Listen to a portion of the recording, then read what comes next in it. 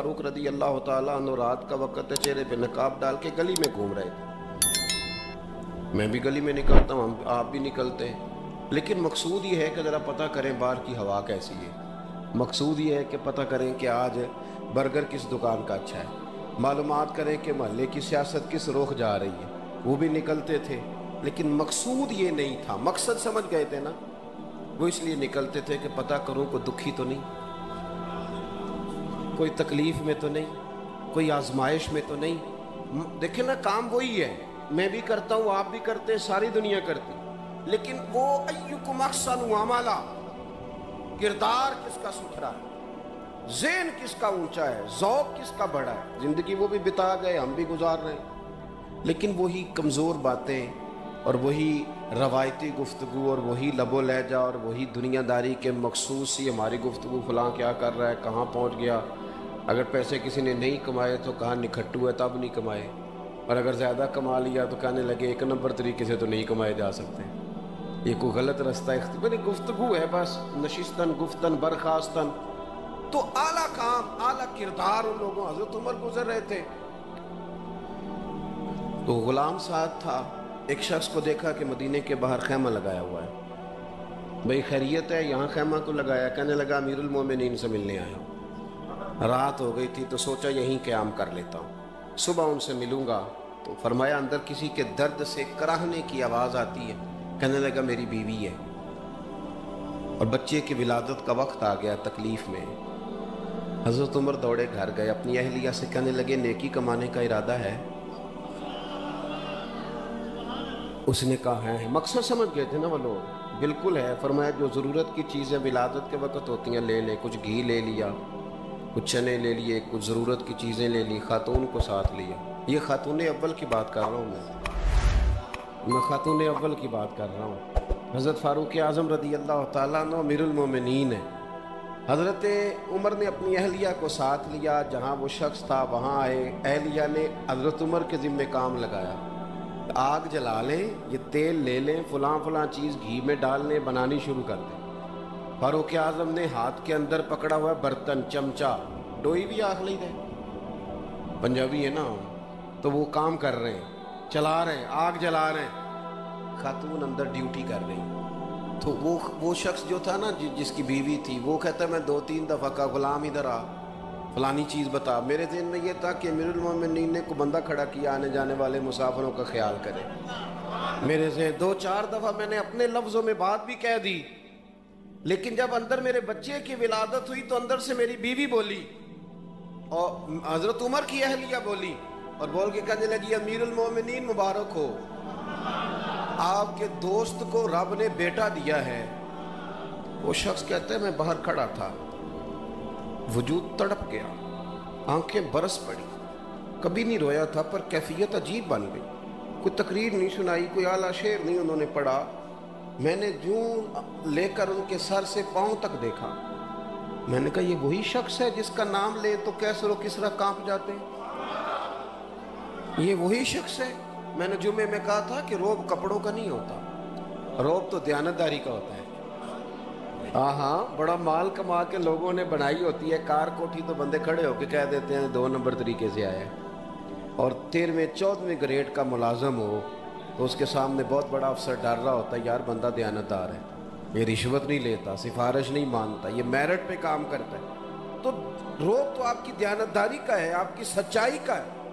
اپنی زندگی میں جو لوگ مقصد سمجھ گئے، مقاصد پا گئے، کچھ کر گئے، ہم ذرا الجھ گئے ہیں۔ پہلے اتنا شاندار مکان بناتے ہیں، پھر مرنے کو کس کا دل چاہے، اتنی محنت کر کے جو ہے وہ کوٹھی بنائی ہے تو اب چھوڑ کے کون جائے۔ وہ تیار بیٹھے تھے، انہیں نبی کریم نے کہا تھا کن فی الدنیا کانک غریب او عابر السبیل، تم نے مسافروں کی طرح رہنا ہے۔ او میرے بھائی، کبھی دیکھا ہے ایئرپورٹ پہ مسافر لڑتا ہو کہ میں نے یہ جگہ خریدنی ہے؟ اسے پتہ ہے کہ ابھی فلائٹ آنی ہے، میں نے تو چلے جانا ہے۔ ریلوے اسٹیشن پہ جو جگہ ہوتی ہے وہ خریدنے کے لیے لوگ رٹا نہیں ڈالتے، انہیں پتہ ہے پہلی ٹرین سے چلے جانا ہے۔ بس سٹاپ پہ جھگڑے نہیں ہوتے کہ یہ کرسی میری ہے، جانا جو ہے مٹی دیں تے مٹی رہنا ہی، ایویں کا دی بلے بلے، اج مٹی دے اتے بندے آتے کل مٹی دے تھلے، इतना ज्यादा मकसद नहीं ना जब समझते तो बेचैन है, बेकरार। बाद लोगों ने इतने पैसे जमा कर लिए कि इतने खा नहीं सकते, इतनी जरूरत नहीं, लेकिन इसके बावजूद है कि वो दौड़ खत्म होने का नाम ही नहीं ले रही। हजरत सिद्दीक़ अकबर रज़ी अल्लाह ताला अन्हु अमीरुल मोमिनीन है, बादशाहों के बड़े बात होती है। हमारे मुल्क में ऐसे भी बादशाह गुजरे हैं कि जो सफ़र पे जाते थे तो खानसा में भी ले जाते, बावर्चियों को भी लेके जाते थे कि खाना मेरी मर्जी का होना चाहिए। हज़रत अबू बकर सिद्दीक़ ने पानी मांगा, अमीरुल मोमिनीन, तो सहाबा ने ना शहद मिला पानी पेश किया। कोई इतनी लंबी बात तो नहीं, लेकिन सिद्दीक़ अकबर रो ही पड़े, और इतना रोए कि हिजकियाँ बन गई। लोग कहते हैं पता नहीं था किस बात पे रो रहे हैं, पर हम भी रो पड़े। हुजूर आप क्यों रोते हैं? तो आप फरमाने लगे, यार मुझे आसानियों में मुब्तला करने लगे हो, मुझे इन दुनिया की लज्जात में उलझाने लगे हो। मैं हुजूर की बारगाह में बैठा था, तो अल्लाह के रसूल फरमा रहे थे, पीछे हट जा, पीछे हट जा, पीछे हट जा। मैंने पूछा, हुजूर आप किसको कह रहे हैं? तो हुजूर फरमाने लगे, दुनिया मेरे पास आई थी, वो करीब करना चाहती थी मुझे, तो मैंने उसे कहा पीछे हट जा, मेरे नेड़े ना आना, दूर हट जा। वो हट तो गई है, पर जाती दफ़ा कह गई है, सोनिया आप तो बच गए हैं, पर आपके बाद वाले कैसे बचे? तो मुझे सीने से लगा ले, गले से लगा ले, मकसद अपना समझे, आमाल का हुस्न पैदा करे। अगर इंसान का मकसूद माल कमाना है, तो अगर माल मिल गया तो उसके बाद फिर क्या करेगा? किसी ने तय कर लिया था कि बहुत बड़ी गाड़ी और बहुत बड़ा बंगला मुझे चाहिए, तो वो बंगला उसे मिल गया, गाड़ी आ गई। अब तो मकासद क्योंकि तय नहीं होते, तो जो चीज़ इंसान छोटा सा मकसद तय करता है वो उसे हासिल हो जाता है। मैंने मुल्क से बाहर जाना है, घर सेट करना है, साथ वाला प्लाट लेना है, हो गया सारा कुछ, तो अब वो फिर इंसान बेचैन हो जाता है, परेशान रहता है, कहता है समझ नहीं आती मतलब मकसूद क्या है। अल्लाह तबारक व तआला ने तो एक तिनका बेमकसद पैदा नहीं किया, तो इतना सोना इंसान कैसे बेमकसद पैदा कर? तो रब करीम ने हमें बताया कि मकसद तो तुम्हारा है, मकसद है अल्लज़ी खलक़ल मौता वल हयाता लियब्लुवकुम अय्युकुम अहसनु अमला। उसने मौत और हयात इसलिए पैदा की है ताकि पता चले तुम में अच्छे अमल कौन करता है,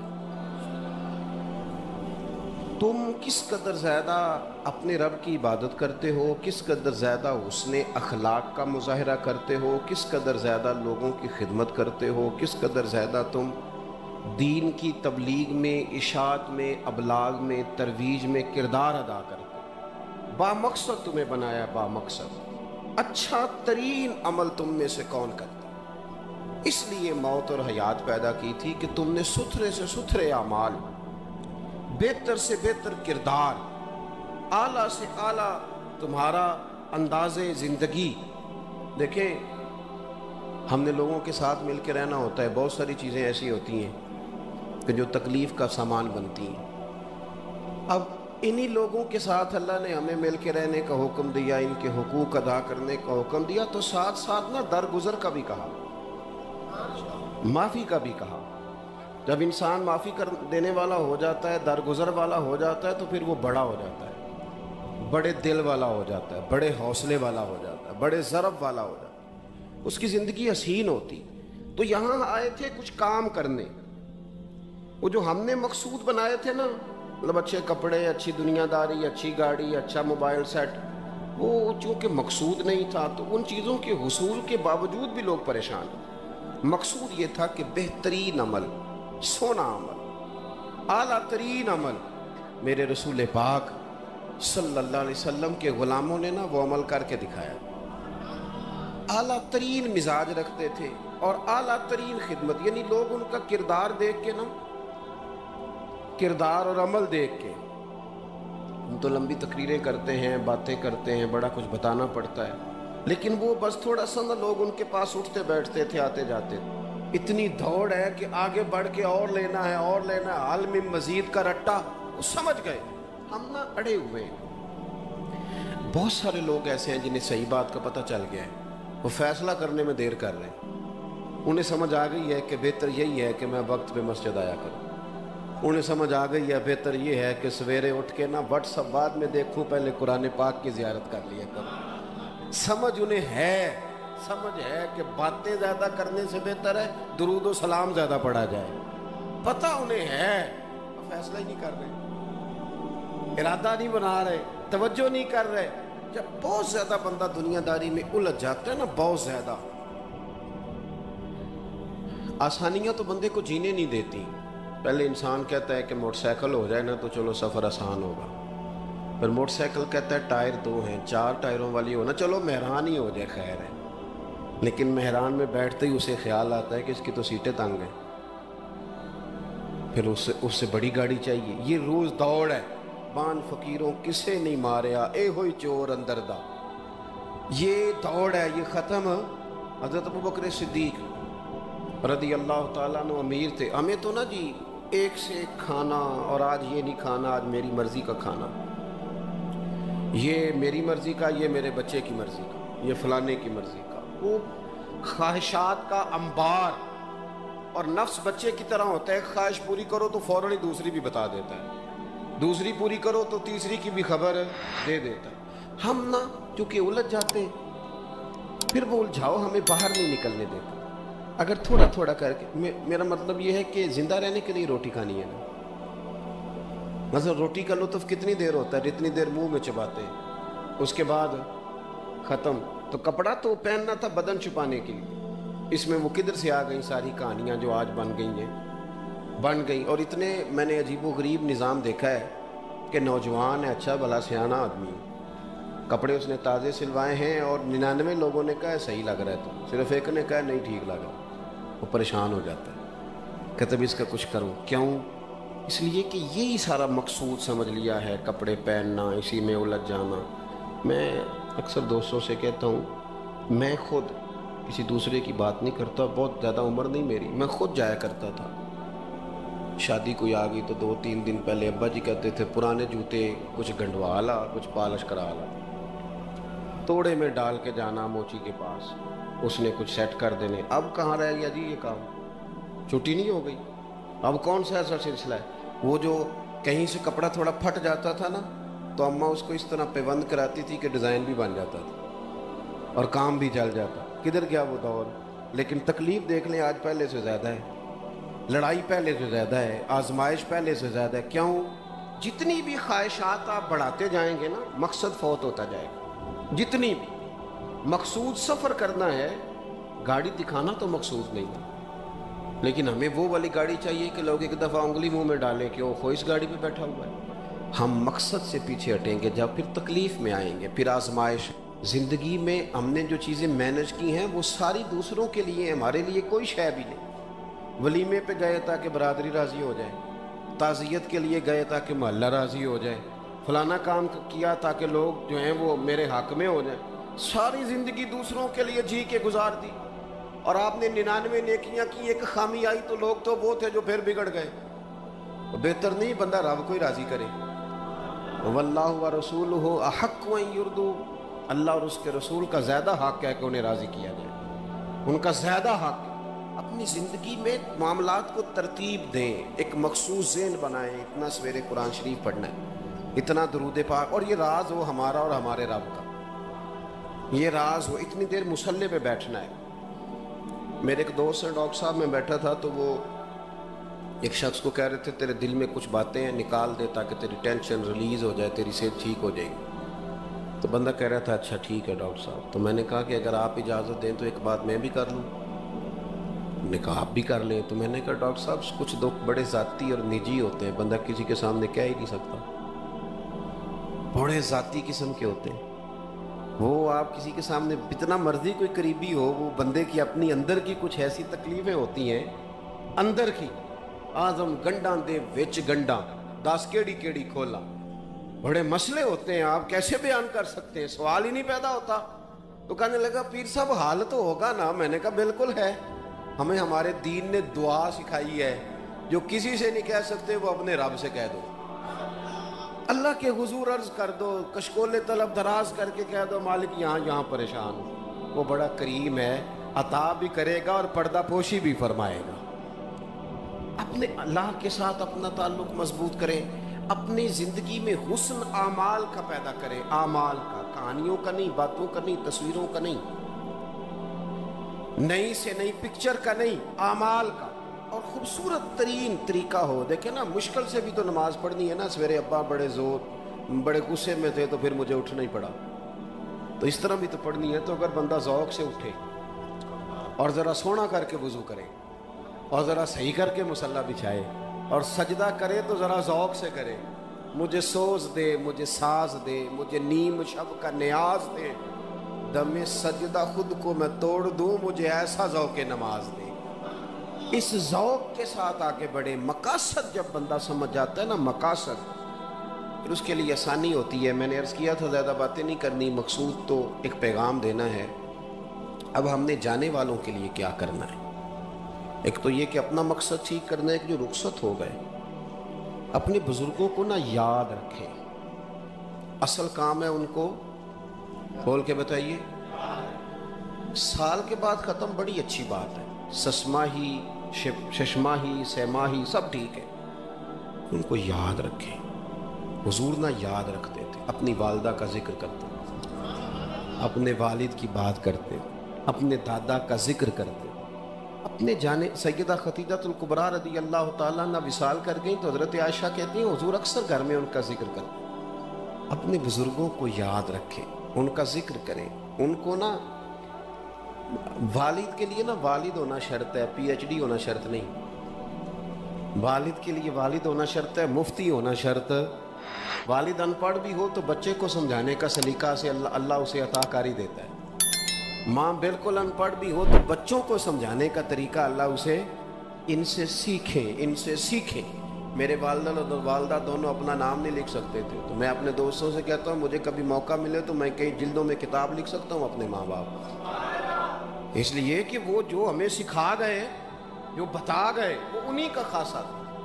تو اپنے ایک تو جانے والوں کو یاد رکھیں، دوسرا ان کے لیے دعا کریں تو درد سے کریں، سونی کر کے کریں، صحیح کر کے کریں، اکیلے بیٹھ کے کریں۔ دعا کا سب سے زیادہ تعلق آپ کے دل کی آواز کے ساتھ ہوتا ہے، اور جس طرز میں حضور نے ہمیں حدیث سکھائی ہے نا، اس رنگ میں کبھی آپ حدیث کو سیکھیں، سمجھیں نا۔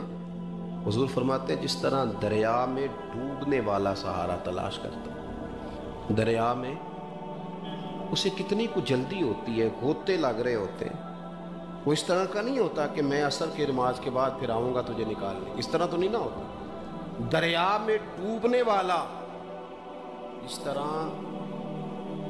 کشتی سہارا تلاش کرتا ہے، حضور فرماتے ہیں اس طرح قبر میں جانے والا دعاؤں کا انتظار کرتا ہے۔ آپ نے دیر کر دی دعا مانگنے میں، ختم دلانے میں دیر کر دی، کت صبح و شام ہمہ وقت دعا۔ ابھی آپ آیتیں سن رہے تھے سورہ ابراہیم کی، اللہ نے نماز میں رکھ دی، ربنا اغفر لی وَلِوَالِدَيَّ وَلِلْمُؤْمِنِينَ يَوْمَ يَقُومُ الْحِسَابُ۔ ایک تو انہیں یاد رکھیں، خوب دعا کریں، اور دوسرا کوشش کریں کہ وہ جو نیکیاں کرتے تھے وہ نیکیاں بھی جاری رہیں، جن لوگوں سے ان کا اچھا تعلق تھا وہ تعلق بھی قائم رہے۔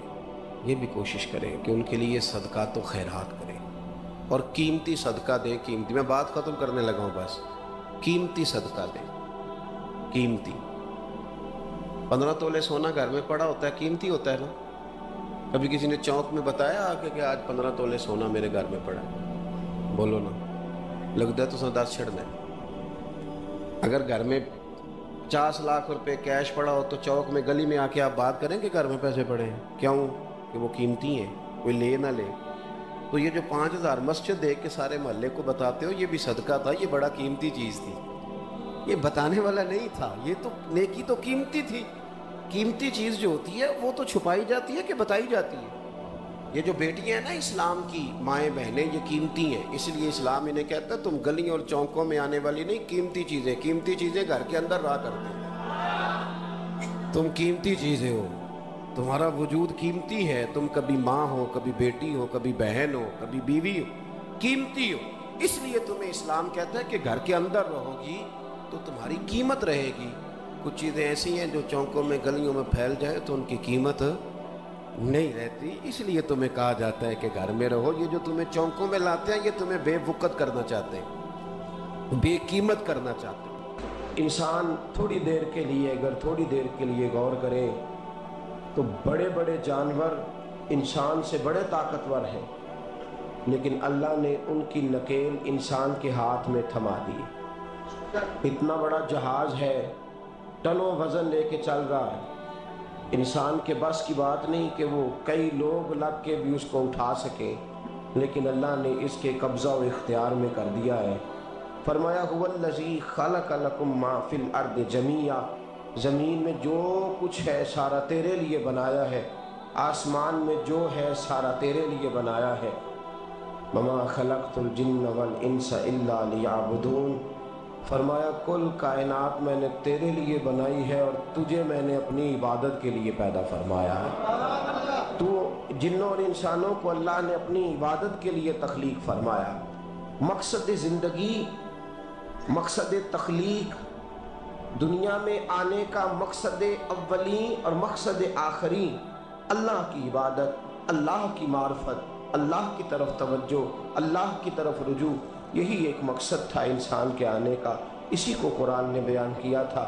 اپنے اپنے مقاصد، درود شریف پڑھنے والوں سے بلند صلاۃ و سلام علیک یا سید یا رسول اللہ۔ اپنے اپنے مقاصد، اپنے اپنے معاملات کو ہم نے ترتیب دے لیا ہے۔ صبح سے شام تک کے معاملات سارے کے سارے ہمارے ذاتی، نجی اور ہمارے اپنے بنائے ہوئے مقاصد کے تحت گزر رہے ہیں۔ حالانکہ رب کریم نے فرمایا کہ انسان، میں نے تجھے اپنی عبادت کے لیے بنایا ہے، اپنے لیے تجھے بنایا ہے، تو میری بارگاہ میں سجدہ ریز ہو، تو میری بارگاہ کی طرف توجہ کرے، تو میرے لیے تسبیح پڑھے، تو تہلیل کے جملے بولے، تو تکبیر کہے، تو میرے محبوب پہ نازل ہونے والے قرآن کی تلاوت کرے۔ تجھے تو اس لیے بنایا تھا۔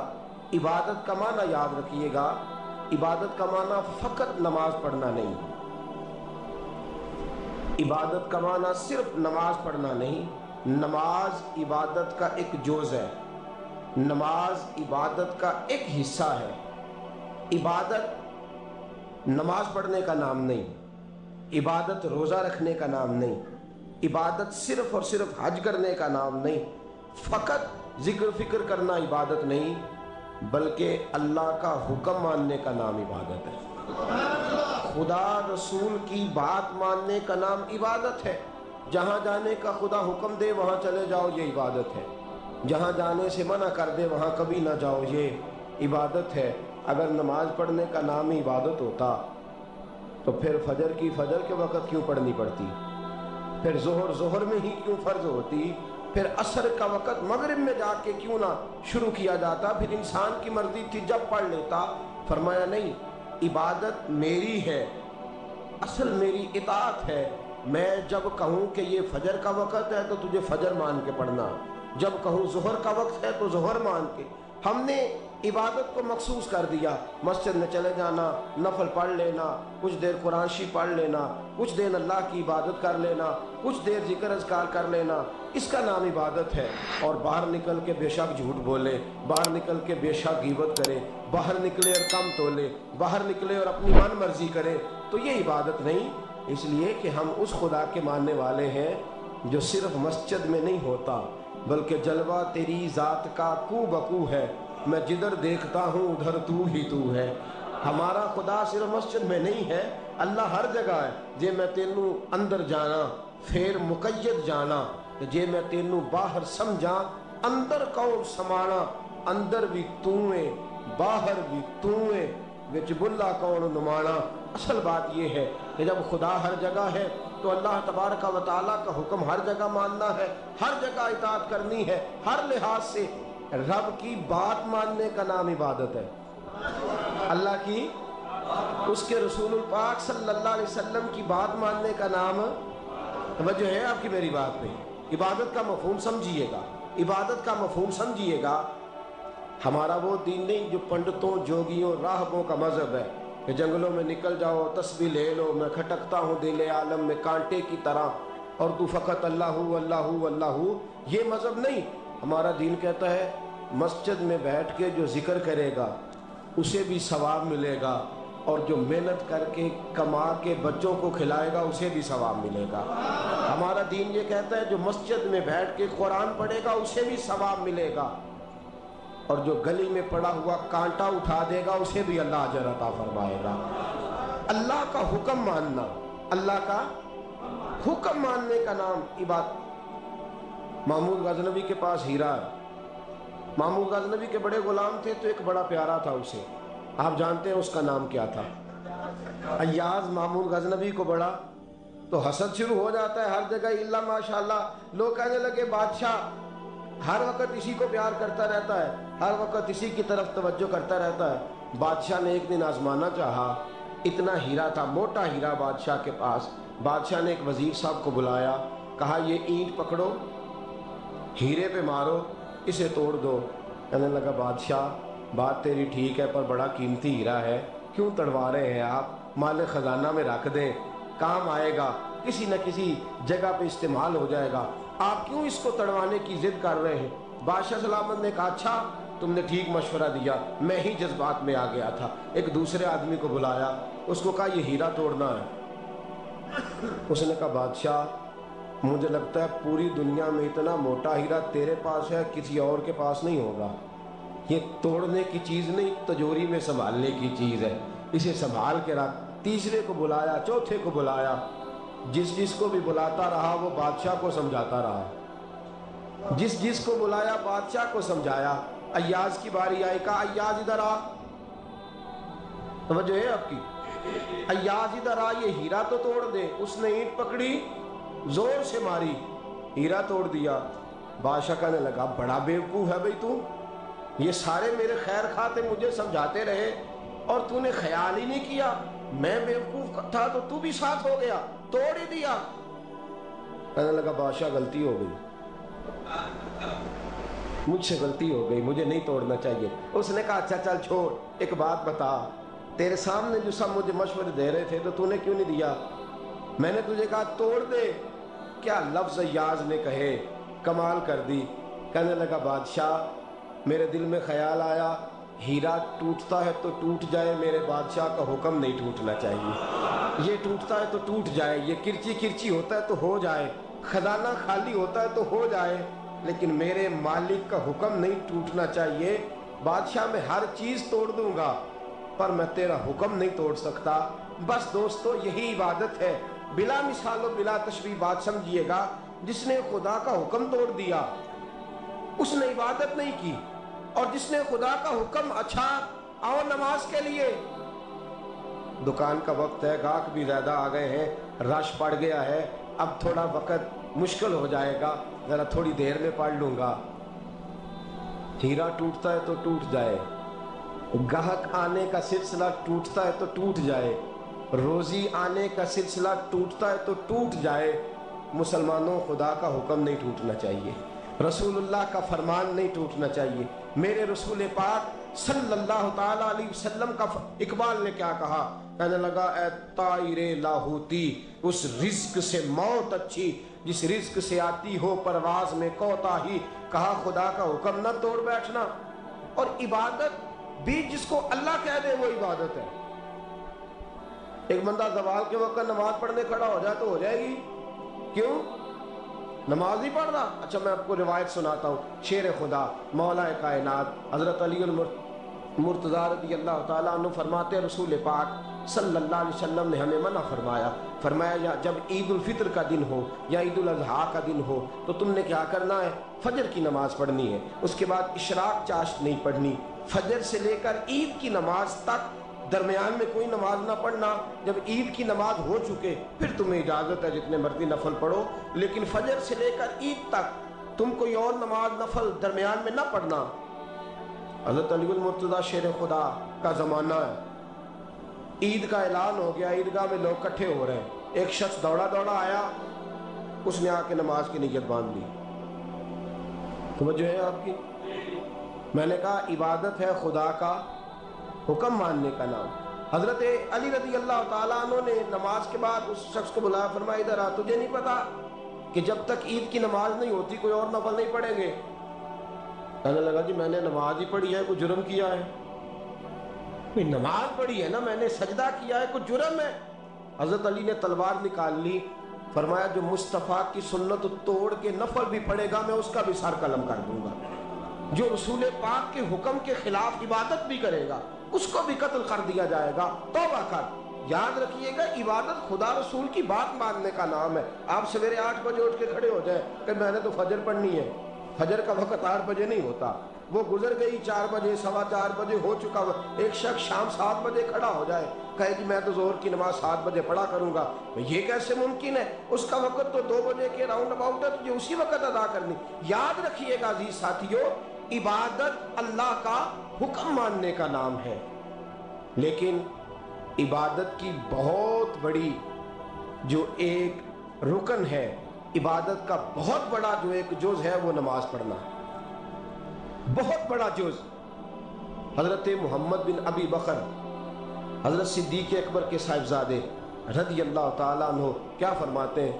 فرماتے ہیں مسلمانوں بڑے نصیبوں والے ہو, بڑے نصیبوں والے ہو, تمہیں تو اللہ کی بارگاہ میں جانے کے لیے اجازت ہی نہیں لینی پڑتی, اللہ نے تمہارے لیے دروازہ ہی کھول دیا ہے. جب دل کیا, وضو کیا, نماز کی نیت باندھی, اللہ کے دروازے کھل گئے, اور بغیر کسی ترجمان کے تم نے اپنے رب سے بات کرنی شروع کر دی. عبادت ایسی نعمت ہے, اللہ کی بارگاہ میں کھڑے ہونا, سجدہ کرنا اتنی بڑی فضیلت کی بات ہے. یہ حدیث میرا خیال ہے آپ کو کبھی بھولنی نہیں چاہیے. سید عالم نور مجسم شفیع معظم صلی اللہ علیہ وسلم نے فرمایا, بتاؤ اگر کوئی کسی کے گھر مہمان جائے تو میزبان اس کے ساتھ کیا سلوک کرے گا؟ تو صحابہ کہنے لگا, یا رسول اللہ جتنا میزبان اچھا ہوگا اتنا ہی اچھا سلوک کرے گا, جتنا وہ اعلیٰ ہوگا اتنا ہی اعلیٰ سلوک کرے گا, جتنا وہ عرفہ ہوگا اتنی ہی اس کی بات بھی بڑی ہوگی. نبی پاک صلی اللہ علیہ وسلم نے فرمایا, جو مسجد جاتا ہے وہ اللہ کا مہمان ہے, جو مسجد جاتا ہے وہ اللہ کا مہمان ہے. فرمایا میزبان کے ذمے ہے کہ مہمان کے اوپر رحمت کرے, کرم کرے. فرمایا جب تو مسجد جاتا ہے تو خدا بھی رحمتوں کے دروازے کھول دیتا ہے, اللہ تیرے لیے فضل کے دروازے کھول دیتا. نبی پاک صلی اللہ تعالیٰ علیہ وسلم نے فرمایا, جب تو اپنے گھر سے مسجد جانے کے لیے ابھی نکلتا ہے, ابھی تو گیا نہیں, ابھی تو نکلا ہے, فرمایا تو نے سیدھا پیر اٹھایا ہے تو تیرا ایک درجہ بلند ہو گیا ہے, تو نے الٹا قدم اٹھایا ہے تو تیرا ایک گناہ معاف ہو گیا ہے, پھر تو نے سیدھا قدم اٹھایا ہے تو تیرا ایک درجہ بلند ہو گیا. اپنی اپنی طبیعت ہے نا. حضور نے حدیث سنائی, حضرت سیدنا اسید بن حزیر رضی اللہ تعالیٰ عنہ دیہاتی آدمی تھے, مسجد نبوی سے دور گھر تھا, مسجد آنے جانے کے لیے گدھا رکھا ہوا تھا, گدھے پہ بیٹھ کے مسجد آتے تھے, نماز پڑھ کے اسی پہ بیٹھ کے لوٹ جاتے تھے. جس دن حضور نے فرمایا نا ایک قدم پہ ایک گناہ معاف ہوتا ہے, ایک قدم پہ ایک نیکی ملتی ہے, گدھا گھر چھوڑا ہے. صحابہ کہنے لگے, یار دور کا تیرا سفر ہے, تو آرام سے گدھے پہ آ جا. کہنے لگے کیوں, میں کیوں گدھے پہ آؤں, میں تو روز پیدل آؤں گا, تم سب کے تھوڑے تھوڑے گناہ معاف ہوں گے, تھوڑے تھوڑے درجے بلند ہوں گے. میں نے چونکہ دور سے آنا ہے, اللہ میرے زیادہ گناہ معاف فرمائے گا, میرے زیادہ درجے بلند فرمائے گا, میرے اوپر زیادہ کرم نوازی فرمائے گا. جو مسجد کی طرف چل کے آیا, ایک ایک قدم پر اللہ اس کے درجے بلند کرے گا, ایک ایک قدم پہ اللہ اس کے گناہ معاف کرے گا. نبی پاک صلی اللہ تعالی وسلم کی اپنی سنت کیا ہے؟ حضرت زید بن ثابت رضی اللہ تعالیٰ عنہ فرماتے ہیں, میں ایک دن حضور کے ساتھ مسجد کی طرف نکلا, جب ہم جانے لگے نا تو جو رسول پاک کا انداز تھا نا چلنے کا وہ بڑا پیارا ہوتا تھا, دھیما سا چلتے تھے, نظر مبارک جھکی رہتی تھی. سید عالم صلی اللہ علیہ وسلم کی ادائیں ایسی حسین تھیں, تیری سیرت تیری صورت زمانے سے نرالی ہے, تیری ہر ایک ادا پیارے ادائے بے مثالی ہے. فرمایا جھکی جھکی نظروں سے حضور چلتے تھے. آج میں ساتھ ہوں, پہلے بھی کئی دفعہ ساتھ تھا, مسجد کی طرف جا رہے تھے, کسی جگہ سے واپس لوٹے تھے, کسی کے گھر سے مسجد جا رہے تھے. فرمایا ہلکے ہلکے قدم, چھوٹے چھوٹے قدم, آہستہ آہستہ حضور چل رہے ہیں. فرماتے ہیں میرے دل میں بار بار خیال آتا, بار بار خیال آتا کہ یہ حضور کا چلنے کا وہ انداز نہیں جس انداز میں حضور چلتے ہیں. چلتے پہلے بھی دھیما ہے, چلتے پہلے بھی بڑا پروقار ہے, لیکن آج کچھ زیادہ ہی آہستہ چل رہے ہیں, آج قدموں میں زیادہ ہی ٹھہراؤ آ گیا ہے. فرماتے میں بے چین تھا, میرے دل میں تصور تھا, جرت نہیں کرتا تھا پوچھ لوں اے پائے نظر ہوش میں آ یہ کوہ نبی ہے, آنکھوں سے بھی چلنا یہاں بے ادبی ہے. جرت نہیں ہوتی تھی کہ پوچھ ہی لوں, استفسار ہی کر لوں. فرماتے مسجد کا دروازہ آیا, کمال یہ تھا کہ آگے آگے حضور تھے, پیچھے پیچھے میں تھا. جب مسجد کا دروازہ آیا تو حضور نے رخ پھیرا, فرمایا تو سوچ رہا ہوگا کہ میں آہستہ آہستہ کیوں چل رہا ہوں, تو سوچ رہا ہوگا کہ میں آہستہ. ایک شعر ہے, اللہ کرے آپ کو یاد رہ جائے. میں بریلی شریف حاضر ہوا تو میں نے, ہمارے ایک شیخ تھے حضرت صدر العلماء علامہ تحسین رضا صاحب رحمۃ اللہ علیہ, میں نے ان سے کہا حضرت جی کو تازہ شعر لکھ کے دیں مجھے, تازہ. تو کہنے لگے لو تازہ شعر آیا ہے, ابھی لکھا ہے. اعلیٰ حضرت فاضل بریلوی کے بھائی تھے مولانا حسن رضا, ان کے پوتے ہیں مولانا تحسین رضا رحمۃ اللہ تعالیٰ علیہ. 2008 میں آپ کا وصال ہوا, تازہ شعر لکھا. کہنے لگے علم غیب رسول کے منکر اس حقیقت کو بھول جاتے ہیں. اللہ کرے آپ شعر کے حسن کو سمجھیں, اور جو شعری ذوق کے لوگ ہیں وہ سمجھے کہ بات کہاں سے چھیڑی ہے, کہاں تک گئی ہے. علم غیب رسول کے منکر اس حقیقت کو بھول جاتے ہیں. غیب مانا کہ راز ہے لیکن راز اپنوں سے کب چھپاتے ہیں. علم غیب رسول کے منکر اس حقیقت کو بھول جاتے ہیں. غیب مانا کہ راز ہے لیکن راز اپنوں سے کب چھپاتے ہیں. حضرت زید بن ثابت رضی اللہ تعالیٰ عنہ فرماتے رخ پھیرا اور حضور نے فرمایا تو سوچ رہا ہوگا کہ سونے آج بڑے دھیمے دھیمے قدم چل رہے ہیں, بڑا آہستہ آہستہ قدم اٹھا رہے ہیں. حضور نے فرمایا جو مسجد کی طرف چل کے جاتا ہے اللہ کی رحمت آگے بڑھ کے اس کا استقبال کرتی ہے. اور فرمایا جتنے قدم زیادہ ہوتے ہیں اتنے درجے بھی زیادہ بلند ہوتے ہیں. میں اس لیے آہستہ آہستہ آیا ہوں کہ اللہ میرے زیادہ درجے بلند فرما دے, اس لیے آیا ہوں کہ زیادہ درجے. مسجد میں اس لیے آہستہ, عبادت کی فضیلت دیکھیں, گھر سے بندہ چلے. ابھی پتہ نہیں مسجد میں وضو کرنا ہے اس نے, ابھی پتہ نہیں 2 رکعتیں پڑھے گا کہ 4 پڑھے گا. فرمایا عبادت کے لیے نکل بھی پڑے تو اللہ اس کے درجے بلند کرنے شروع فرما دیتا ہے. درجے بلند ہونے شروع ہو گئے. بنو سلمہ قبیلہ ہے, محلہ ہے. بنو قریظہ یہودیوں کا محلہ تھا, اس کے بعد بنو سلمہ مسلمانوں کا محلہ تھا, اور تقریباً آج کے حساب سے 1.5-2 کلومیٹر کا فاصلہ تھا مسجد نبوی سے. پیدل چل کے آتے تھے لوگ. کتنے کلومیٹر پیدل چل کے آتے تھے, وہاں سے پیدل آتے تھے نماز پڑھنے. مسجد نبوی کے ساتھ یہودیوں کے مکان تھے, انہوں نے وہ جگہ خالی کر دی. بنو سلمہ قبیلے کے لوگوں نے چاہا کہ ہم جگہ کو خرید لیں. نبی کریم علیہ السلام کو پتہ چلا, حضور نے بلایا, فرمایا مجھے پتہ چلا ہے تم مسجد کے قریب آنے لگے ہو, ویسے ایک بات میرے دل میں ہے, میرا دل کرتا ہے کر دوں. صحابہ مسجد کے قریب رہنا پسند کرتے تھے, اور آج کل جی اے مولوی سو نہیں دیں دے. یقین کریں مسجد کے دائیں بائیں آگے پیچھے جو گھرانے ہوتے ہیں وہ کہتے ہیں جی ہم بڑے پریشان ہیں, یہ تو ہمیں سونے نہیں دیتے.